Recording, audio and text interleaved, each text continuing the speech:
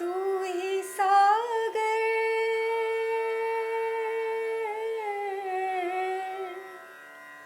तू ही सागर है तू ही किनारा ढूंढता है तो किसका सहारा ढूंढता है तो किसका सहारा। આલ્બર્ટ નામના કિશોરને શોધવા માર્થા અને ઇનેઝ બહુ મથ્યા. આલ્બર્ટ ભણવા ઈચ્છતો હતો એટલું જ પત્રમાં જણાવેલું. પત્રમાં પૂરું સરનામું પણ ન હતું. પણ માર્થાને લાગ્યું કે તેના શબ્દોમાં શિક્ષણ માટેની જિજ્ઞાસા છે અને તેની વાતમાં સચ્ચાઈનો રણકાર છે. બસ આટલી વાત પર તો બંને આલ્બર્ટને શોધવા નીકળી પડ્યા. બહુ પ્રયાસ પછી આલ્બર્ટનું નિવાસસ્થાન જડ્યું. એક પ્રૌઢ સ્ત્રીએ જવાબ આપ્યો, હા, મારે 7 બાળકો છે, એમાં એકનું નામ આલ્બર્ટ છે. ભણવાનો બહુ ધખારો છે એને. પછી એણે અચકાતા અચકાતા કહ્યું, એને શાળાએ મોકલવાની તો અમને ઘણી ઈચ્છા છે, મને અને એના બાપને બંનેને, પણ અમે ફી ભરી શકીએ એમ નથી અને દાન લેવામાં માનતા નથી. માર્થાએ ખાતરી આપી કે બેરી સ્કૂલમાં આલ્બર્ટને દાનની જરૂર નહીં પડે. એ પોતાની ફી ત્યાં જ કામ કરીને કમાઈ શકશે. બધું નક્કી થઈ ગયું. તેઓ જવાની તૈયારીમાં હતા ત્યારે વળી માતાએ પોતાના એક મોટા પુત્રની વાત શરૂ કરી. એમ તો મારો બહુ મજાનો છોકરો હતો. જર્મનવાળાઓ સાથેની લડાઈમાં એ કામ આવી ગયો. એક કાગળમાં સમાચાર આવ્યા કે બોબ માર્યો ગયો છે. તેનો મૃતદેહ પણ જર્મનીએ પાછો ના આપ્યો. એ પછી બીજો કાગળ આવ્યો. એમાં બોપના જીવન માટે નાણાં આપવાની વાત હતી. અમે લખી નાખ્યું કે અમને નાણાંની જરૂર નથી. એટલે તમે બોબના વીમાના નાણાં ન લીધા? માર્થાએ પૂછી લીધું. નહીં રે, અમે કંઈ અમારા છોકરાને વેચ્યો નહોતો. એની જિંદગીના નાણાં અમે કેમ લઈ શકીએ? માર્થા નિરાંત લઈને નીચે બેસી ગયા. તેમણે સમજાવ્યું કે વીમાના નાણાં એ કંઈ છોકરાની જિંદગીના વેચાણના નાણાં નથી.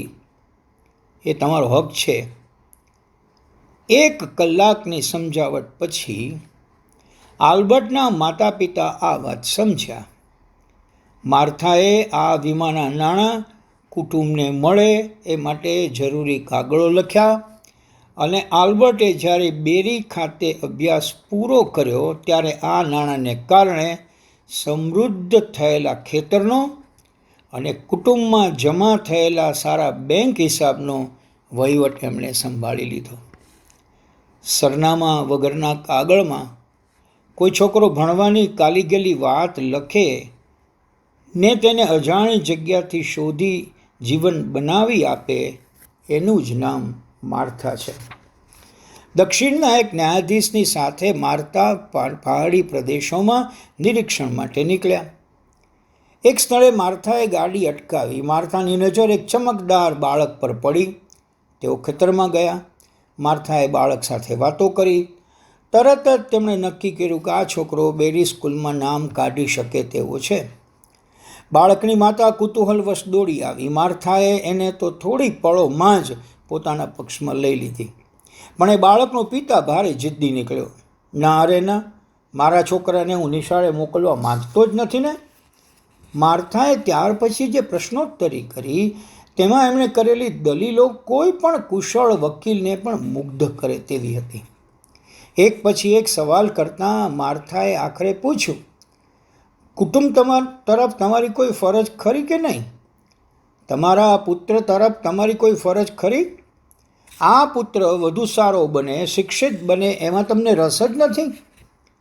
એક પછી એક ઉત્તર આપતો ગયો તેમ પિતા માર્થાની ઝાળમાં આવતો ગયો. આખરે માર્થાએ કહ્યું, તમારા છોકરાને એકવાર મોકલી જુઓ, તેને ન ગમે તો 1 કલાકમાં તેનો પાછો મોકલી દેવાની જવાબદારી મારી. પિતાએ આખરી સંમતિ આપી કે તરત જ માર્થાએ કહ્યું, ચાલ માઇક, તૈયાર થઈ જા હવે. માઇક ચમક્યો. તેના પિતા પણ ચમક્યા. અબઘડી જ માઇકને લઈ જશો? એના કપડાં કંઈ પણ તૈયાર ક્યાં છે? માર્થાએ કહ્યું, કશાની જ જરૂર નથી. માઇક સૌને આવજો કહી દે. કુટુંબને કંઈ ખબર પડે એ પહેલાં તો માઇક માર્થાની સાથે ગાડીમાં બેસી બેરી સ્કૂલ તરફ રવાના થઈ ગયા. નવી જિંદગીનો સૂરજ માઇક માટે ઉગી ચૂક્યો હતો. એ પછીના સપ્તાહોમાં પિતાએ કેટલીય વાર બેરી સ્કૂલ પણ ગયા. દરેક વખતે તેને આશા હતી કે માઇક કંટાળી ગયો હશે અને પાછો આવશે. પણ માઇક કહેતો, પપ્પા, મને તો ખૂબ મજા આવે છે હો અહીં. तू ही सागर